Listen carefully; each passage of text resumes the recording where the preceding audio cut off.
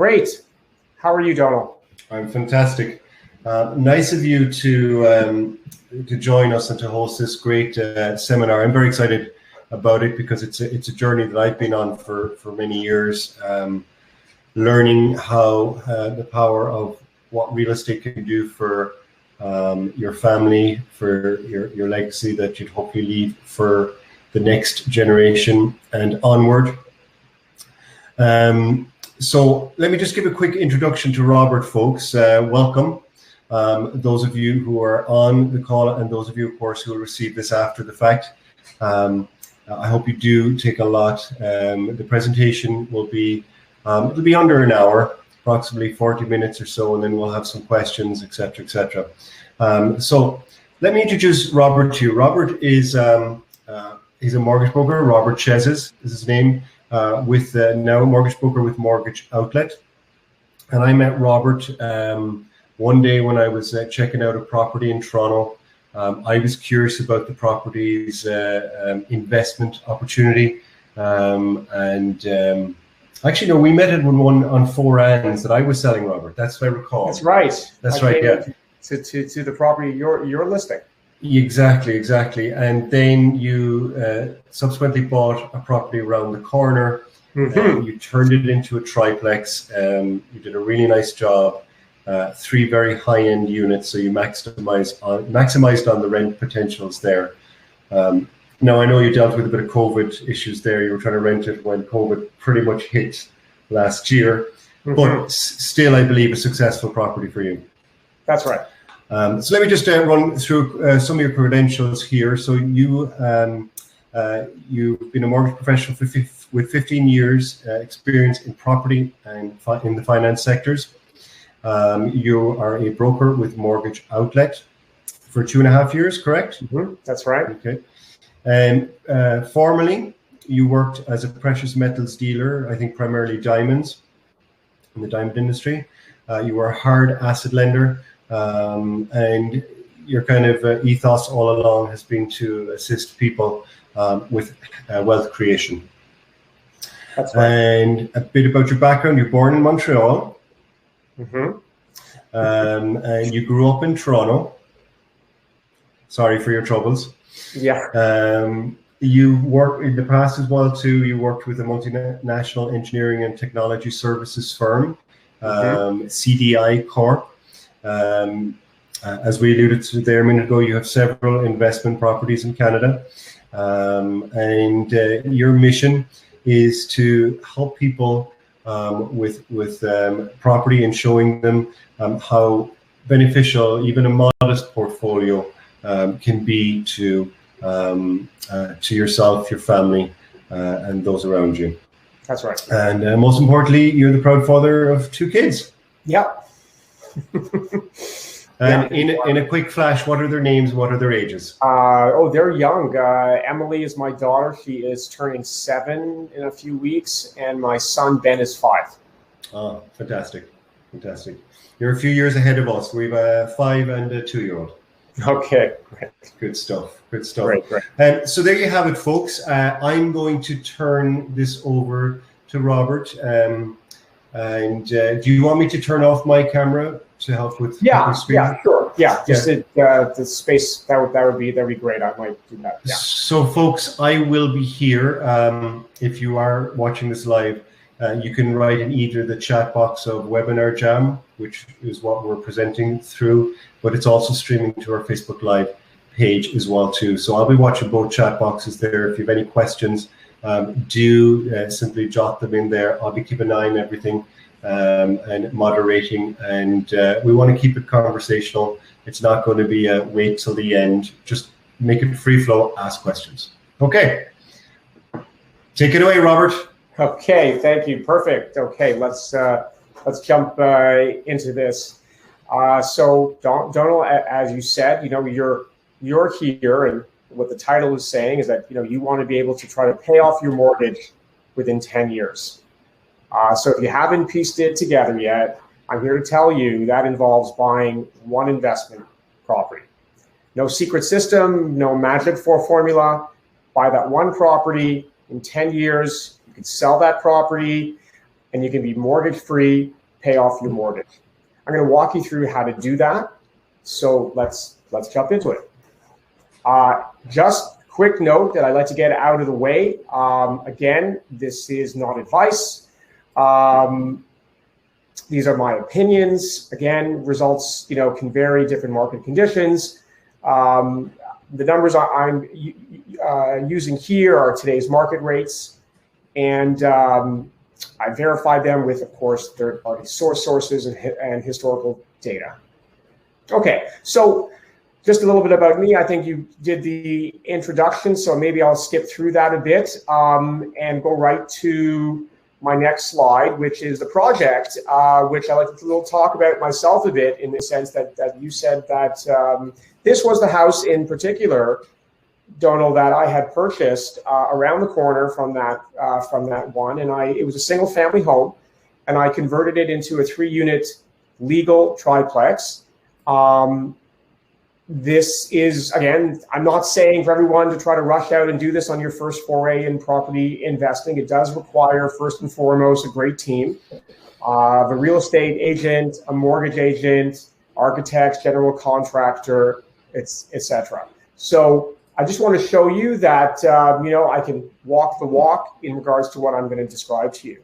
But just to run through the numbers really quickly, so we projected a gross income for these 3 units. This is Toronto, so rents are high.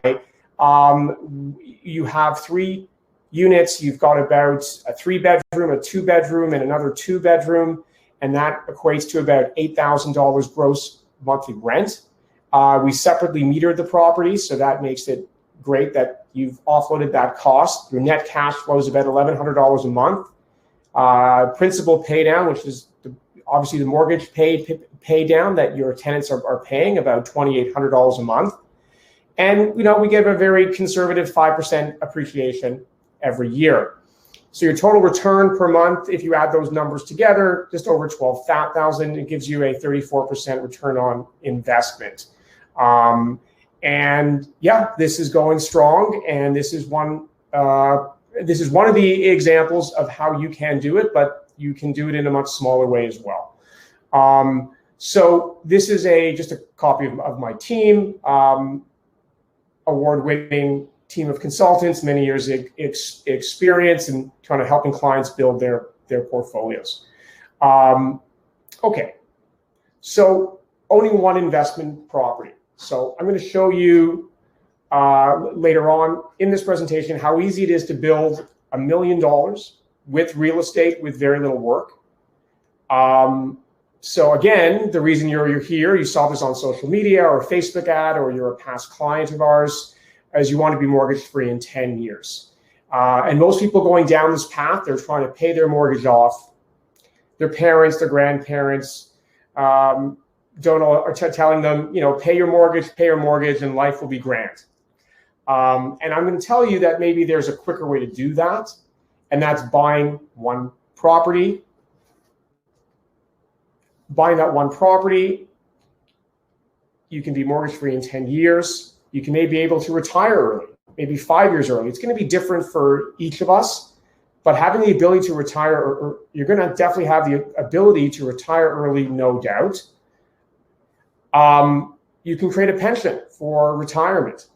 Not many people have pensions these days. And if you set this up right, I can show you how you can create that pension income. You can send your kids to college with no student loan debt. You can come out, buy that property, come out debt free. But most importantly, we've helped just over 100 families join this One Property Away program, Donal. Many of these families, maybe more than 50 of them, I would say, went on to buy their second property. But 100 families I didn't think would be able to do that when they first started out with us, and now they're on their way to so much more. So quick question there, and sorry I was quiet there for a while, Robert. We're dealing with it on the Facebook end. They can't hear you, they can hear me. So I was just sending some people over to the link to Webinar Jam. So hopefully they can join us there. And if you could let them in, that would be great. Of course, yeah. Quick question on that. I'm curious myself. So, go ahead. Yeah.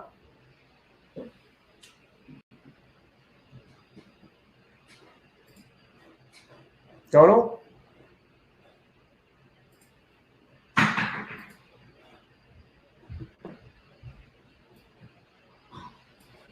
okay, can you hear me now?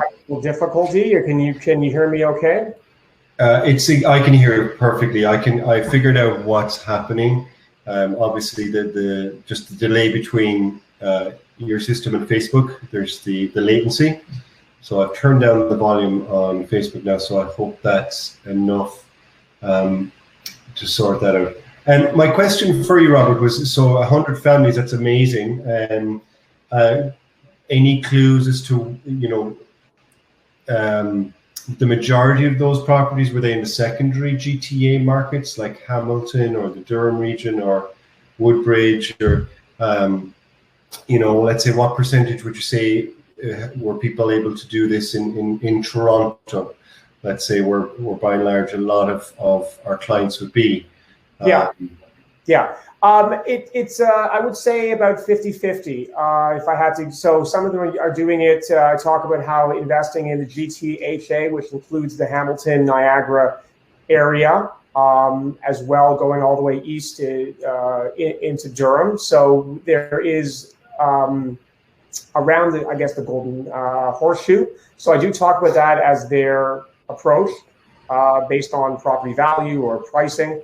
But maybe half of them are also looking at townhomes, even condominiums that we talk about with clients to get into the property market as an investment, because naturally, prices are quite high, and we have to look at investment properties anywhere that we have seen them been doing this anywhere from 5 to 800,000. In the last while have been I'd say the range of secondary properties that they have purchased. Great, so, wonderful. Yeah. Okay. Oh yeah, very attainable. Yeah. So I guess with the condos, because there is one unit, I guess you'll get into this down there, but maybe when the slide does come or so, I would imagine people have to put down more than the standard 20% to make those work from a break-even cash flow perspective. It's true. Yeah. Yes. If correct. If there's a break-even that they're looking for, yes, correct.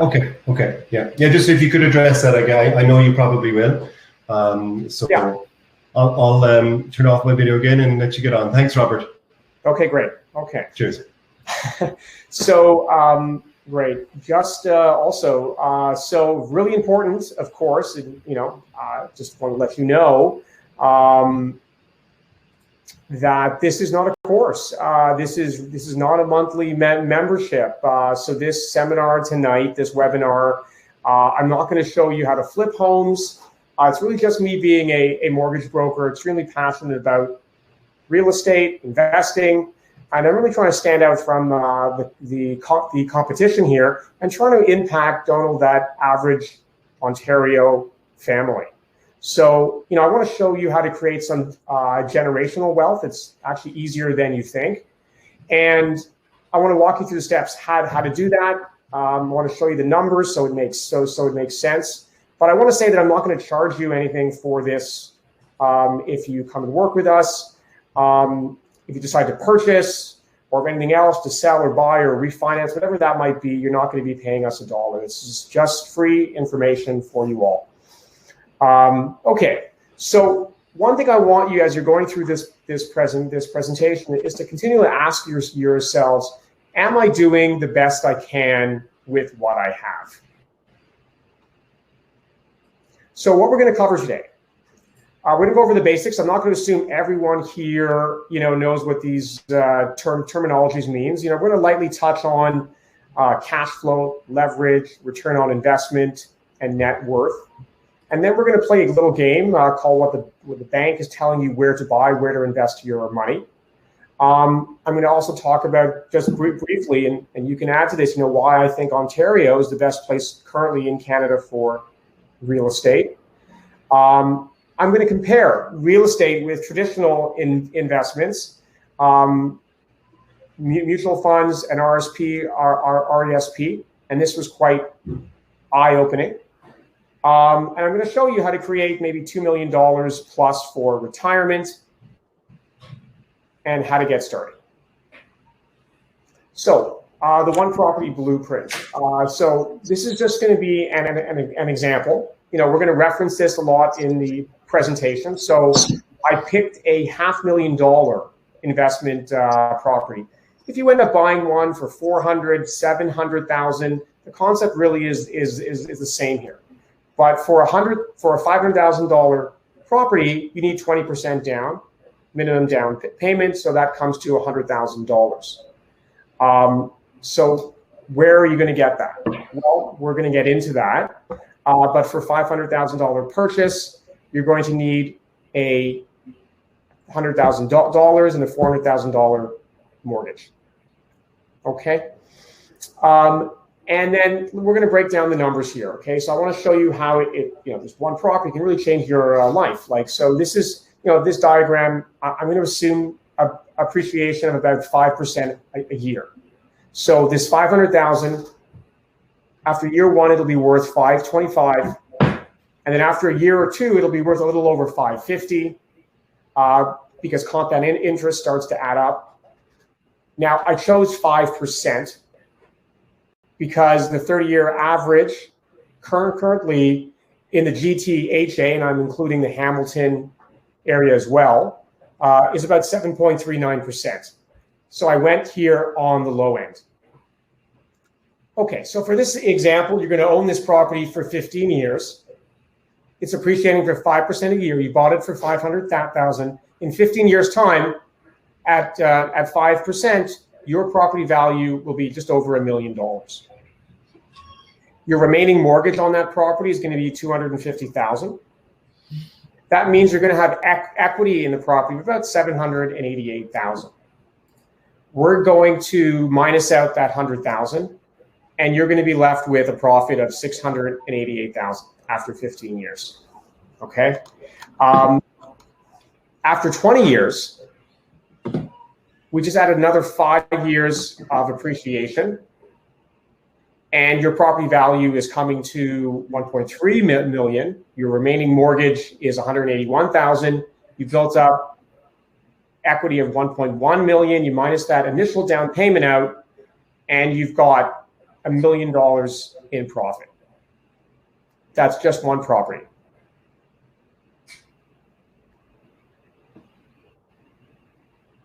So we're going to play a little bit of game here, and I like this just because it sort of puts things into perspective. Let's say, Donal, I gave you $100,000. Okay. In scenario one, you're going to go into your bank you've been banking at for 15 plus years, and you're going to say, hey, Mr. or Mrs. Banker, I've got $100,000. I've got this great business idea. I want to buy a business. It's already up and running. How much are you going to give me to invest in this business? And I think if anyone here has ever applied for a business loan, you'll know that it's going to be very hard for them to give you anything, any money at all, if you just have that initial $100,000. But let's just assume here that they're going to match that. Okay.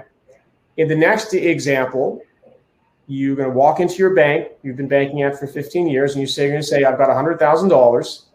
I want you to give it to that best financial advisor, the one that you've been telling me I need to meet. But I want you to also give me money to invest with it. So a margin account or so forth.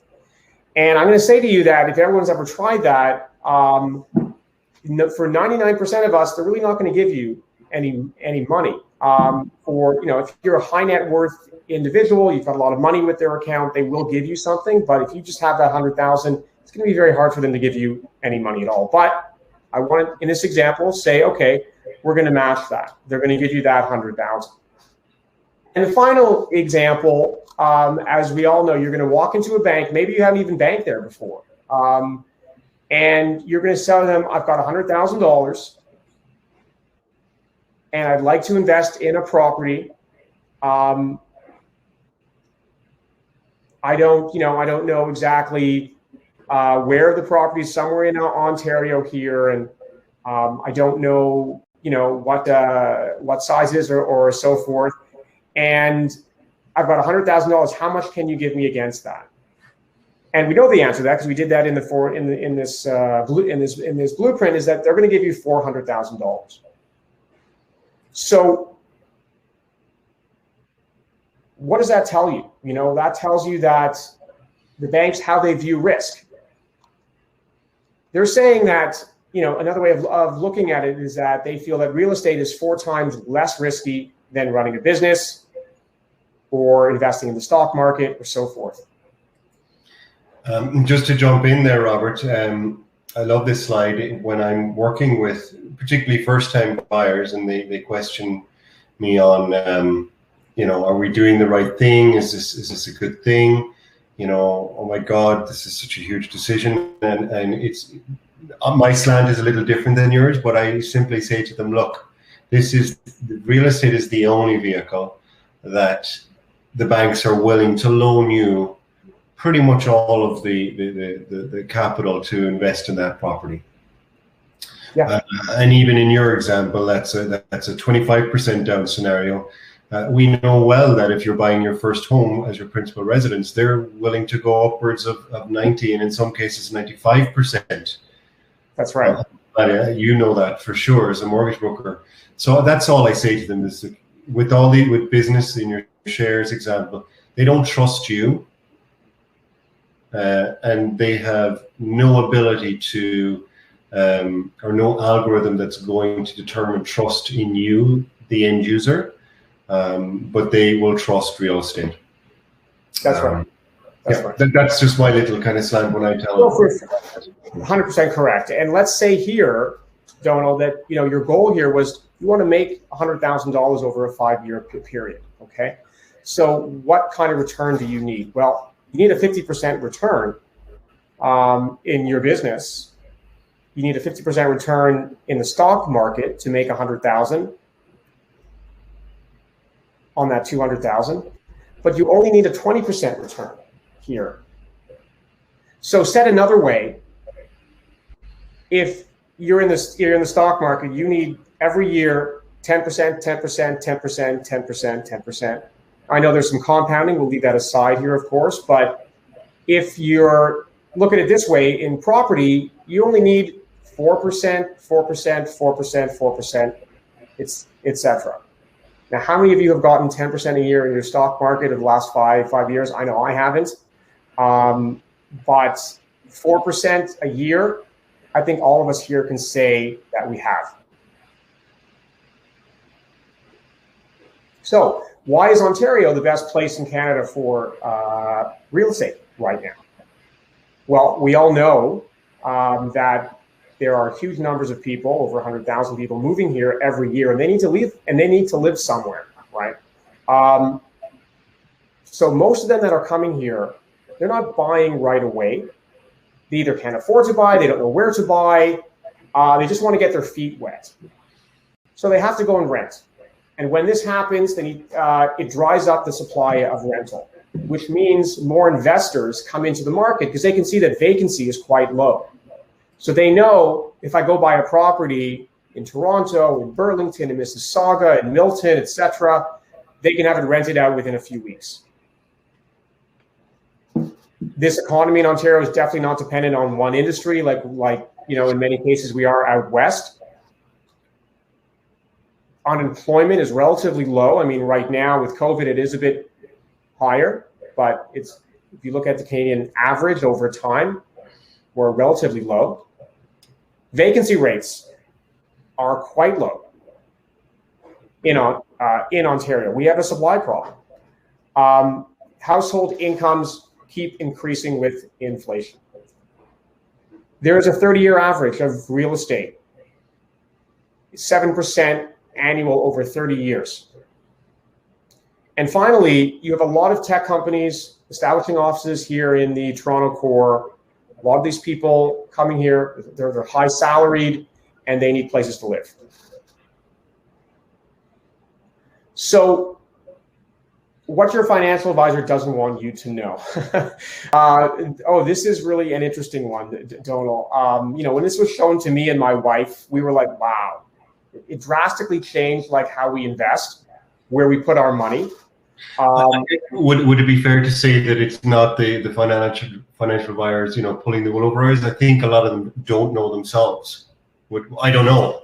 I have no idea what's coming next, but well, it's just that they don't tell you about your alternatives. They want to obviously sell their products, and they want to give you examples of what returns that they're going to make in their arena.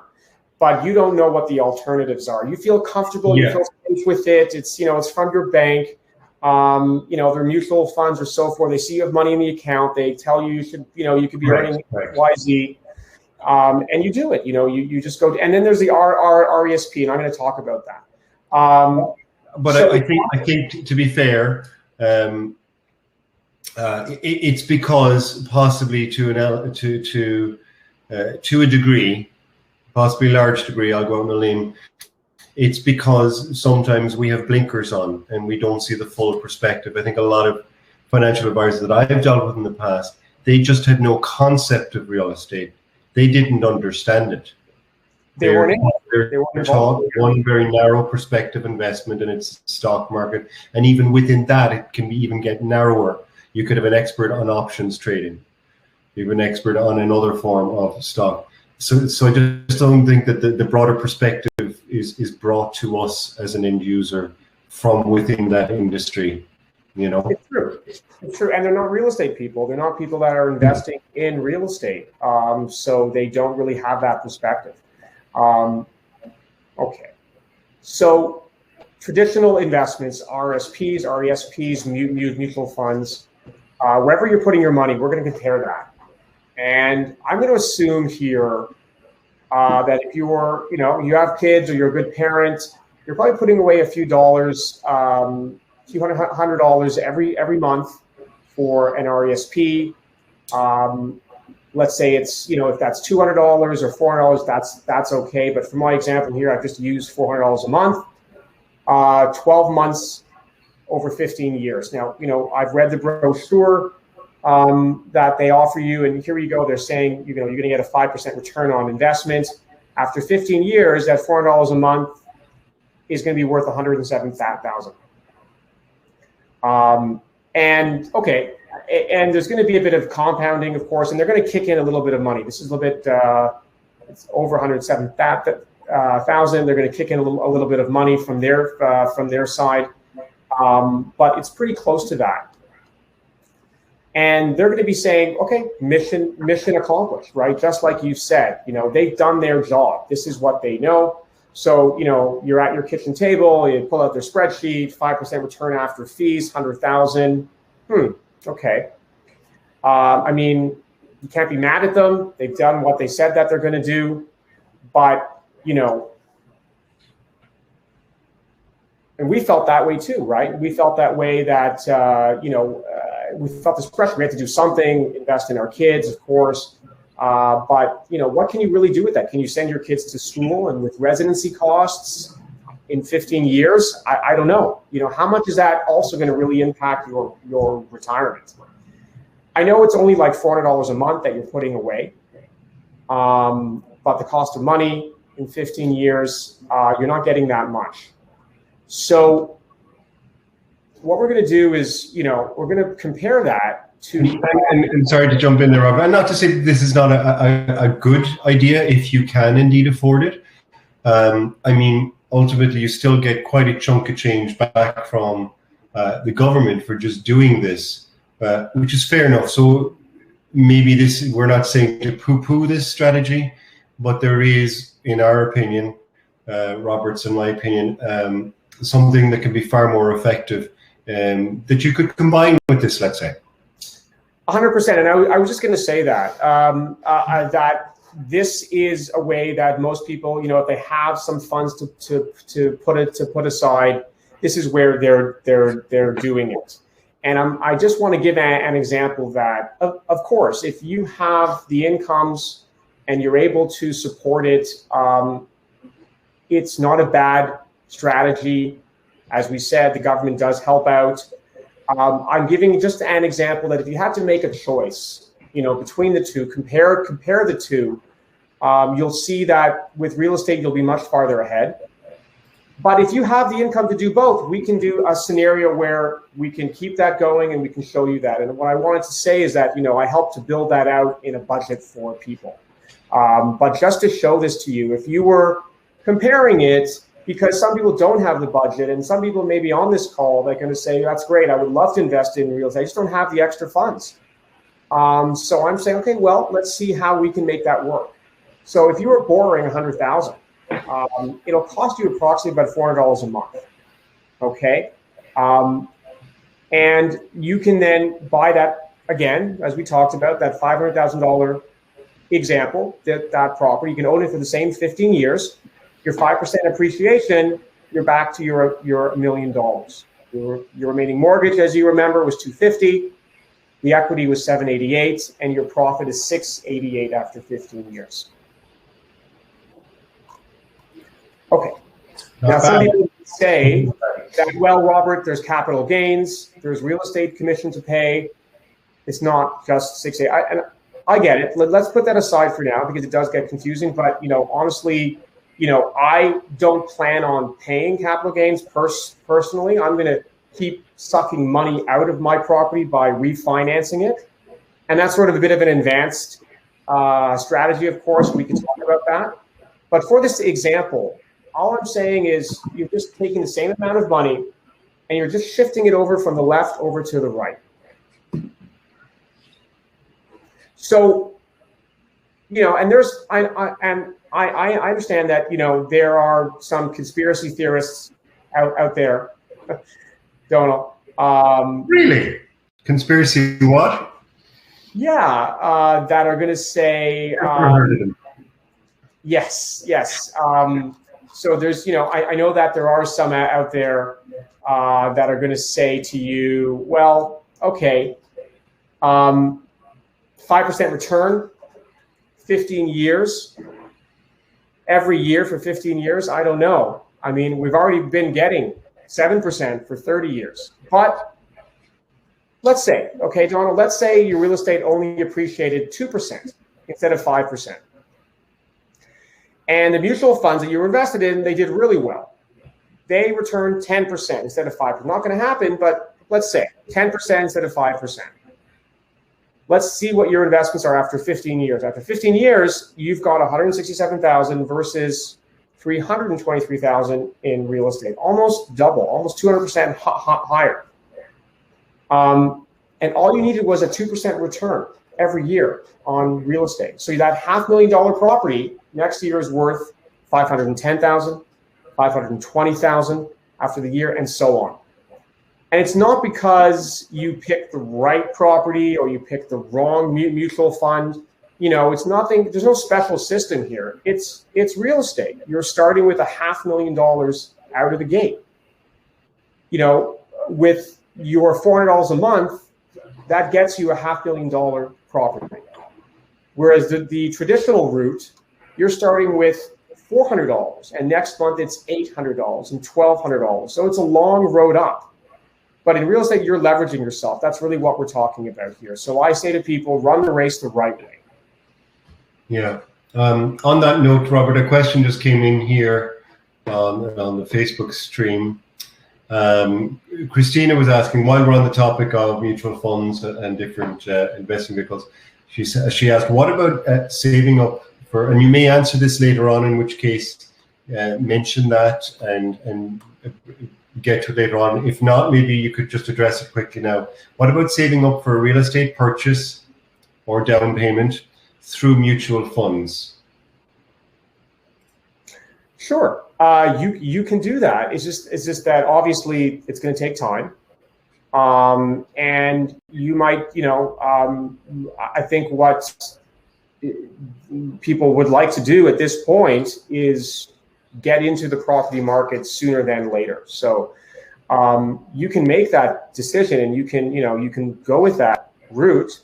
Again, equity markets go up and down. They're very hard to time, but they do overall, last few years, of course, if you average it out, have improved or have gone up. But I think, what we're talking about really is taking those payments that you're making towards that mutual fund and using it instead to get your down payment and use that to purchase your next property. Yeah. So one will work harder for you straight away. It's almost the same conversation that I have with people where they say, well, I'm just going to wait another year and save up. If they are, like, that's a conversation that if they can't buy now, that's fair enough. Wait and save up for sure. But if you can buy now and you're saying to yourself, well, I'm just going to wait another year and save up, or in this case, I'm going to wait another year and make contributions to my mutual fund. Making that transition now to just getting into real estate now, that the difference between what you will have saved up / invested in a mutual fund versus what you will make in real estate can be astoundingly different. Exactly, correct. The other thing, I guess, which you could just speak to very briefly, Robert, is some people are using their RRSPs, and I think that's the only vehicle you can do that in. In a sense, if you have 50 grand or 100 grand in your RRSPs, instead of that being invested in mutual funds or whatever income funds, you can say to the government of Canada, to CRA, you know what, I'm actually going to take that 100 grand and it's going to actually invest in real estate, but remain within the RRSP. I know it's a longer conversation, but I just wanted to kind of address it very quickly. Yeah, I mean, it is a longer conversation because our rules around that, as far as repayment goes and so forth, and I can talk about that with afterwards. Yeah. But I wanted to show you here as well. What's important is that I want to try to impact the average Ontario family. So how can I get into the real estate market? I don't have a huge budget. I have some savings. I have some spending on, putting some money away, but, real estate, another property, I don't know. I've got credit card debt and so forth. So what if you could accomplish this without increasing your monthly budget, right? Let's assume that your mortgage payment, property tax, car payment, debt payment, groceries, everything adds up to $3,000 a month. And you say, Robert, we can't spend more than that. We don't want to spend more than that. I'm on maternity leave. I'm self-employed. My kids are in daycare. Whatever the reason, I say that's fine. I said, okay, let's look at a scenario where you can buy an investment property and keep all your payments all in for both properties at $3,000 a month. And you're like,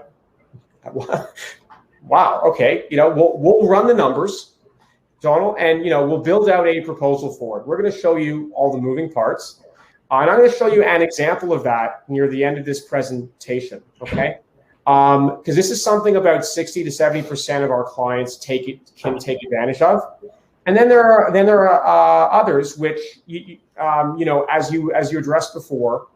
I would say, well, actually, we have a little bit of room in our budget. We're putting away money in our savings, and it's not really doing that much for us. I'd rather leverage it into real estate, and then we can go in that direction as well. So there's an old school way of retiring, and that is paying off your principal residence as quick as possible, as fast as possible, paying down your mortgage, deferring tax to later pull it out. You've got your investments and the equity in your home. And many of us, our parents have told us this, our grandparents, they paid off their mortgages. That $2,000 a month payment or whatever mortgage payment is now gone. And they're like, I've won, I've won life. We've accomplished it. We've got it. We've got there. We've grinded away. We've made our prepayment. We worked, we budgeted. and we paid it off. So when it comes to retirement, you've got equity in your home, you've got your traditional investments like most of us are doing, and that equals retirement, or so we thought. But the true reality is that you've got this property that's now paid off, and sure, you've got another couple $1,000s now in your pocket that you're not putting towards your mortgage.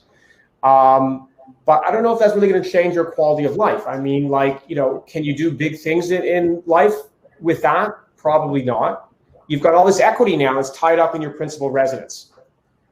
So what do? Well, if you want to pull it back out, it's pretty ironic because now, you're going to be putting a mortgage back on, or a reverse mortgage, or refinancing. You just spent the last 20 years paying it off. You could sell it, you could downsize, right? But then what are you going to do with that money? Where it's just going to sit there? Maybe it's going to earn 3 or 4% somewhere. So that's the traditional model that most of us, if not all of us, are on this in this presentation are on that route. And I say that there's a new school. And you've guessed it, you're going to use that principal residence as a vehicle to buy more real estate. So if you've bought property, Donal, your clients in the last 3 to 10 years in the GTHA, you've won. You've got some nice equity in there. You've got debt equity. A lot of us are sitting there with that money. It's not really doing anything for us. And you can use that money to buy more real estate. So that new school way, you can have some investments, you can have equity in multiple properties, and you can retire what I like to call on your own terms.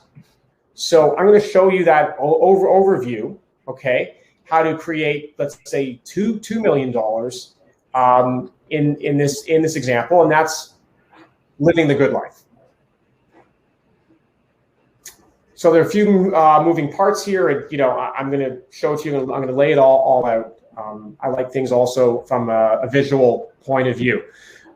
So say, as we talked about, you've got that first investment property, the one that's part of the one property blueprint, right? We started off with that $100,000. Where did we get that? Well, we can determine that on a case-by-case basis.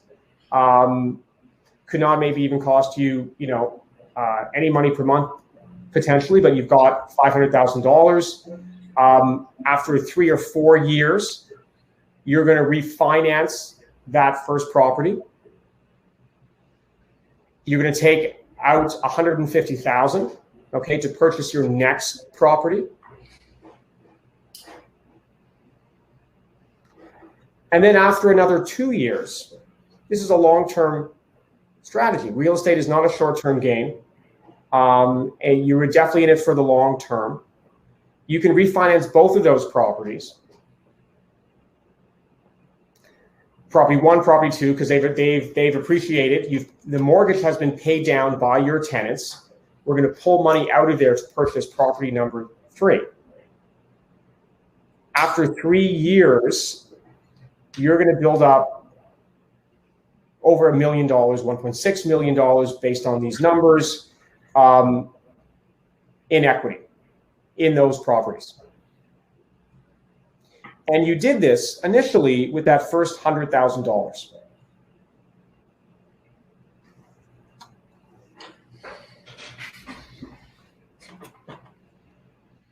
So the question is, would you rather be mortgage free the old school way in 25 years, like amortized your mortgage over 25 years? That's the path that most of us are on.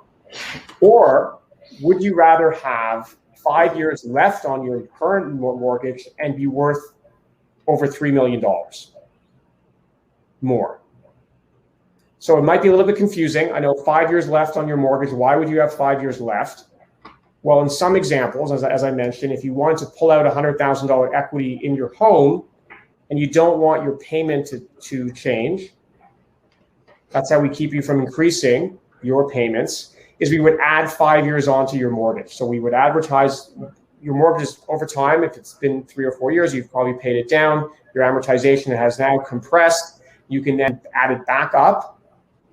and you can keep that payment that you're currently paying the same, pull the equity out,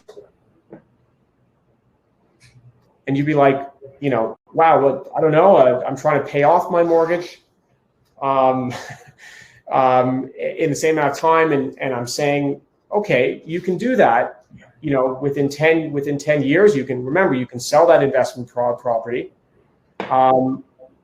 or you can keep it and you can have more than $3 million with those 3 properties following this plan in your pocket.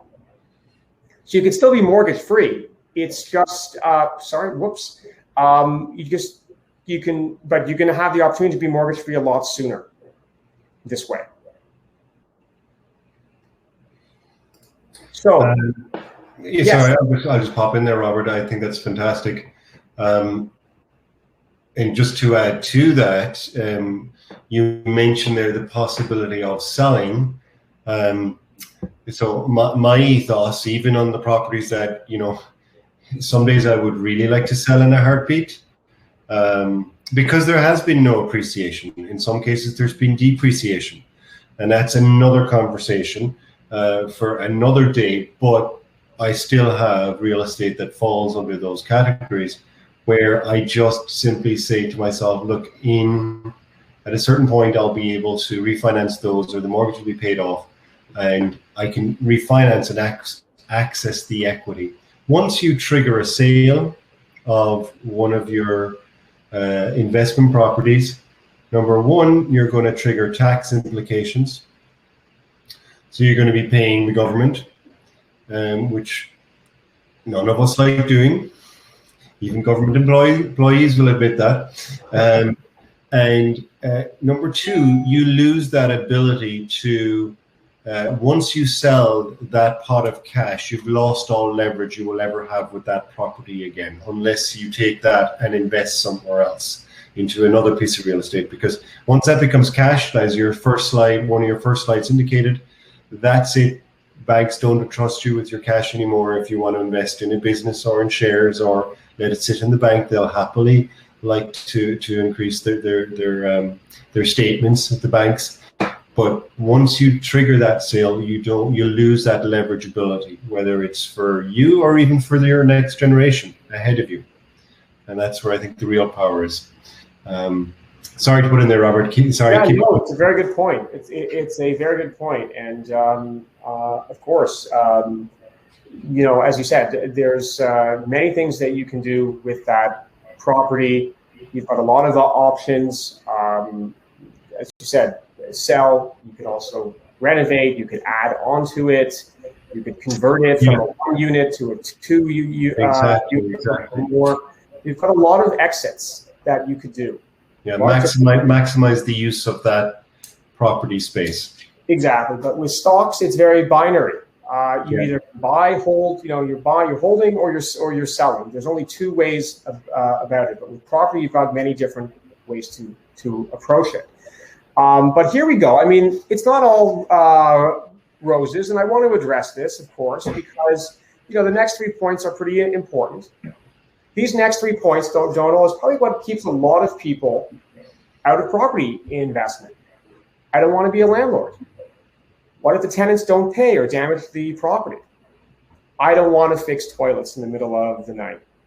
These are the common things that people are thinking of in the back of their mind, or they're telling you, and it's keeping people away from it. They just have this illusion that this is what it's going to be like. And there is a solution. What is the solution to that? Well, it is property management and insurance.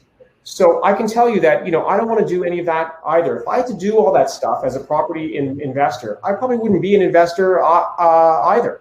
But what I employ is using property management and insurance to mitigate these problems. So 6 to 8% of gross rent, placing a tenant into the unit can cost about 1 month's rent. Insurance in my area can cost about $600 per unit per annum. And there is insurance that exists that does cover lost rent. So you might say, Donal, your clients might say, well, Robert, this is really going to eat into my cash flow. if I have to pay all these extra expenses, what am I going to make? And I like to always say to those people, well, whether you know it or not, you're paying management fees for all the ETF funds that you've invested in. You're paying your financial advisor for managing your portfolio. So if you have an issue with property management, I think you should get on the phone, you should call up your advisor, say you're not going to pay anymore. Because if you have an RESP, you're paying for that, and whether your stock portfolio goes up or down, your financial advisor is still going to get paid. But my property manager only gets paid if he's doing his job. If the rents don't get collected, they're not getting paid. If they haven't found you a tenant, they're not getting paid. So I kind of much prefer a property manager than a financial manager, because my financial goals and their financial goals are connected, right? So myth or fact, okay? Paying off your mortgage is going to lead to financial freedom. I think we have dispelled that, because for some of us, it may not be the case. Being a landlord is hard work. This is a big one. It's a big objection I have, and I can tell you that I'm a pretty lazy landlord. I own 3 tools, Donal. I buy properties where I know there's minimal work. I get great tenants in there, as you see, and I get good rent. So, yeah. And I have great tenants. I pick from the best, right? If there's any work involved, I get a property management company to come in there and take care of it. Now, if you're somebody who's handy and you want to put some sweat equity into the property, you want to go out there, you want to build stuff, you want to renovate, by all means, you can do that. But I think for the majority of us, who want to be, focusing on our careers, we've got hobbies, families, friends, you don't have to be that involved. So I think that's really a myth.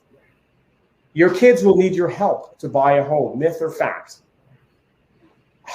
As a mortgage broker, I can tell you that we deal with a lot of kids that are coming out of school. They're coming out with $45,000, $50,000 starting income on average. To get them into a starter home, it's not computing. So they got to go to the bank of mom and dad that are either co-signing them or giving them an early inheritance, and that's the way we're really trending. So if you're going to be buying your kids a home in 15 years, right? If you've got young kids, you're going to end up buying them a home when they get out of college and so forth. Even in 15 years, their income coming out of school, let's say it's going to be $80,000. And with inflation and whatnot, maybe the property is going to be worth $700,000-800,000, maybe higher. But it's just like they're not going to have a chance to get into the market. You're going to have to help them. So what I say is, why not lock in a price at 2021 prices or 2022, put in less money. If you're going to be putting money away now, you're going to be giving it to something down the road to them. Why not put in $100,000 now, leverage yourself, go out there, create that $678,000 over that 15 years. And you can give it all to them. You can give them a small portion of it. You can spread it out. They're going to need it. And so that's definitely a fact. Your kids will definitely need your help. What happens in the next few years? How is that going to affect me as a real estate investor? And, I am an investor. I play the long game. I'm not really that concerned about the next 3 years. I'm interested really in the next 10, 15, or 20 years. Historically, as I mentioned, in Ontario, we've got 7% annualized return on real estate over a 30-year period. So, all right. A big one, another big objection I get from people when I talk to them about, just everyday people, they're like, Robert, it sounds exciting, but there's just so many moving parts, right? Donal, you probably hear this too. buying real estate, it sounds confusing. I go onto Google, I go down these rabbit holes, YouTube, everyone's got these opinions, do this, don't do that, how to do it. And I'm telling you, you don't have to do any of that, okay? You don't have to pay anyone to show you how to invest in real estate. You just buy that one property. The right property in the right area, you get a good tenant in there, you hold it for 15 years. That's it. And on top of that, there's an easy button, and that's really our phone number. We have vetted all these people.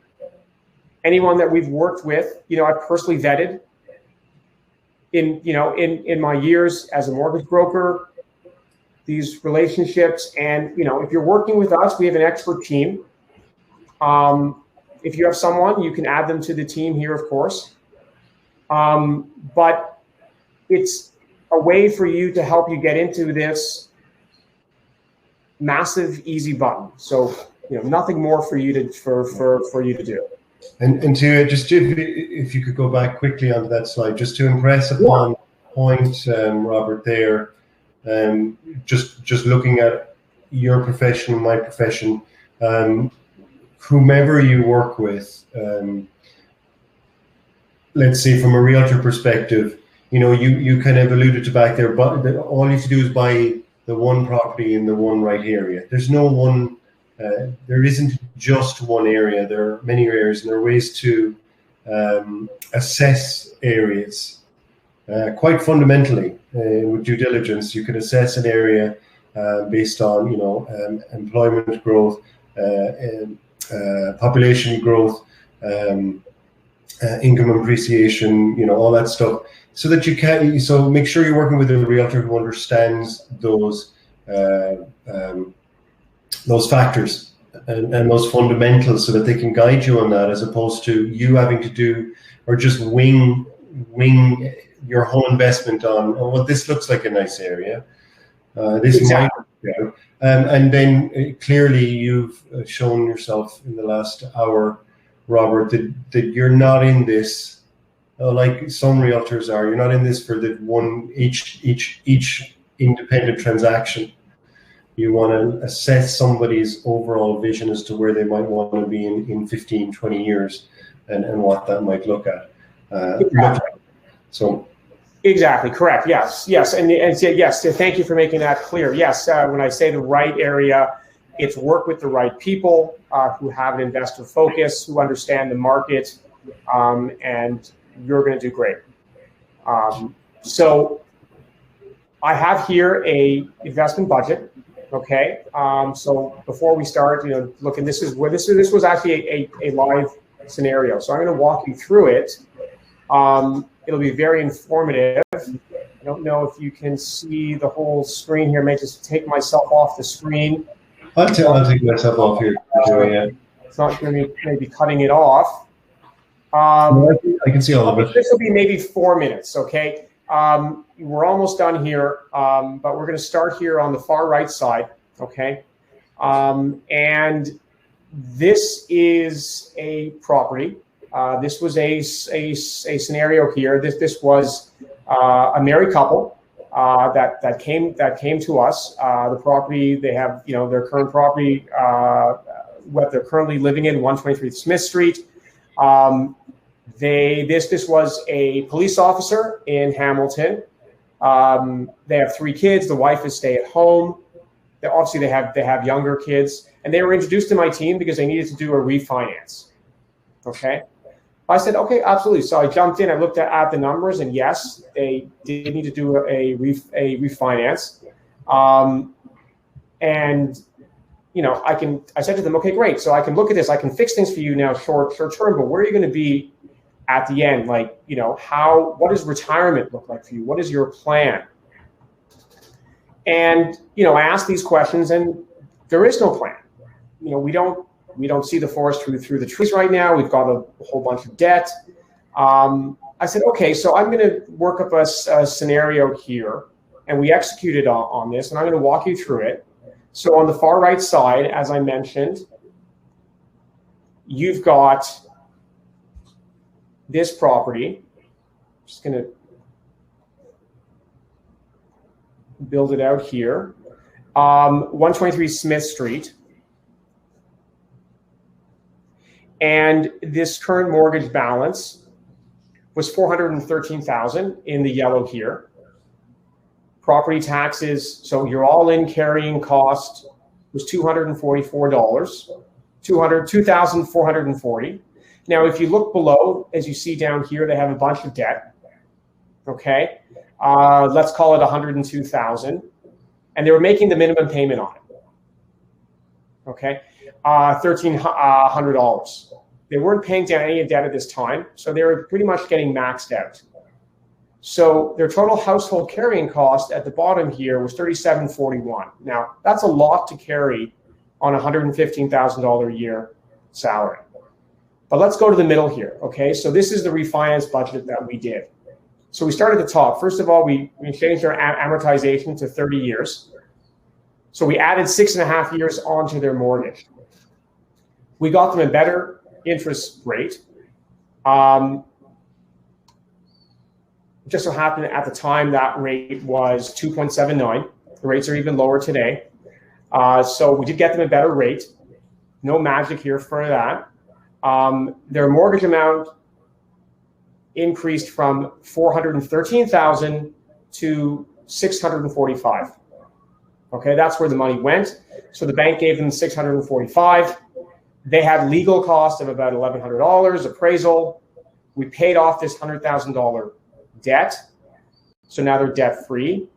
After that mortgage penalty as well, the cost of doing business was $3,500. But they're going to be well better off now. They're well on their way to paying off that mortgage. So you see here in red, this is $126,000. That's what they have after they've done the refinance and they've paid their fees, costs. So when all the dust settled, we got them a new mortgage. And all right, so now you're saying, well, that's $600 higher than their previous mortgage payment. And I don't know if I see the advantage here. And I said, well, we added 6.5 years to their mortgage. And so their household carrying cost actually went up to $3,000. But this is where the magic happens. We paid off that $100,000. So that big payment back here of $1,300 on the far right is gone. So their new total household payment is $3,047. So that's actually $700 less than what they were currently paying at the bottom here. So we got them out of that high interest debt. We also gave them $126,000. And what did we do with that? Well, they bought an investment property. So let's go over here to the left side. So this was a property they bought actually in Hamilton. They took a 30-year mortgage. This is a live example, Donal. They bought a $565,000 property. And they put the minimum 20% down payment. So they needed a mortgage of $452,000. Now, right here, this is their mortgage, their down payment and their closing costs. And you have land transfer, you've got appraisal, legal on closing. So all you need to know is that in the red, this is how much they had to show up with at their lawyer's office, $123,000. And they got that as well. They have that in their bank account, right, from their refinance. So the new monthly cost for the property, the mortgage payment is $1,934. Taxes are $247 a month. And they rented it out for actually about $3,500. They bought a property that has 2 units. They rented in the upstairs and the downstairs. That's the direction that they chose to go. So they're actually cash flowing on this property.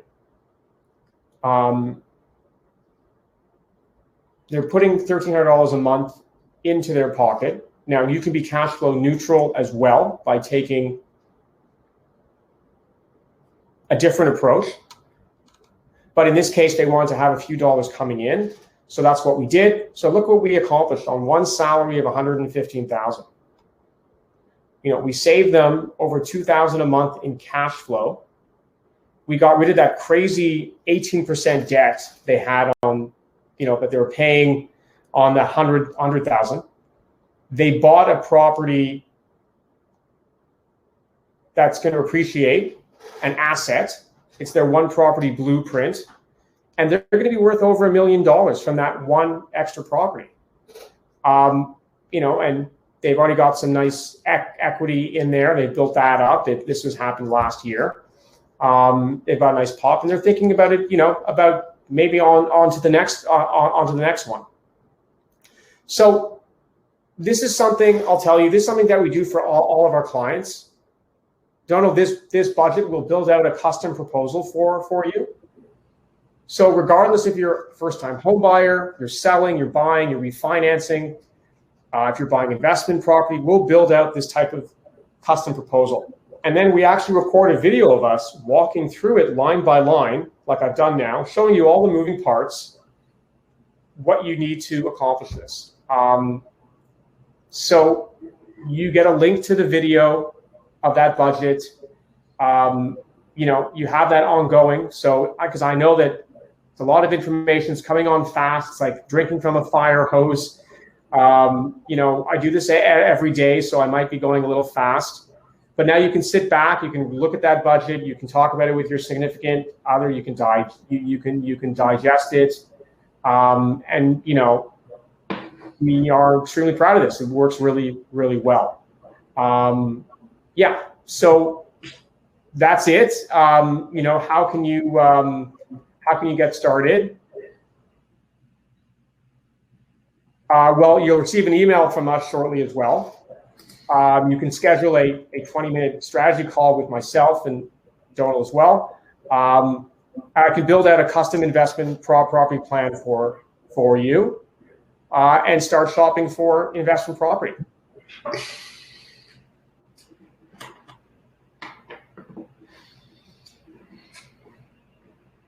Yeah, I think the main question, Michael, that was asked there was that question from Christina there, which will be in touch with Christina just to make sure we answered her question. I did ask her on the chat box if it had answered her questions. She said yes, but of course we're always here if she needs more.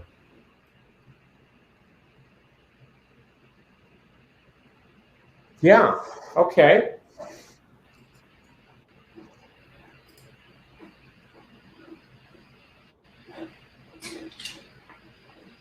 So thank you so much, Robert. Thank you, Donal. Thank you. That was really great. I appreciate all the effort that you put into that. And I love that spreadsheet. I have something similar, but yours looks amazing too. Yeah, it adds another component that I don't have. Yeah, and as I said, so I recorded it as a video for our clients where I walk them through it, and they can look at that at any time. They can share that, it's really helpful, because they can do it on their own time. Fantastic. So it looks like we're coming up on just slightly over the hour time. Yeah, which is great. So I'm excited to get this out to people, Robert. Thank you. I can't thank you enough. Let's go help some people with this. Okay, fantastic. Thank you very much, Donal. Thank you for the time. Okay. Talk to you soon, Robert. Ciao, ciao. Bye-bye.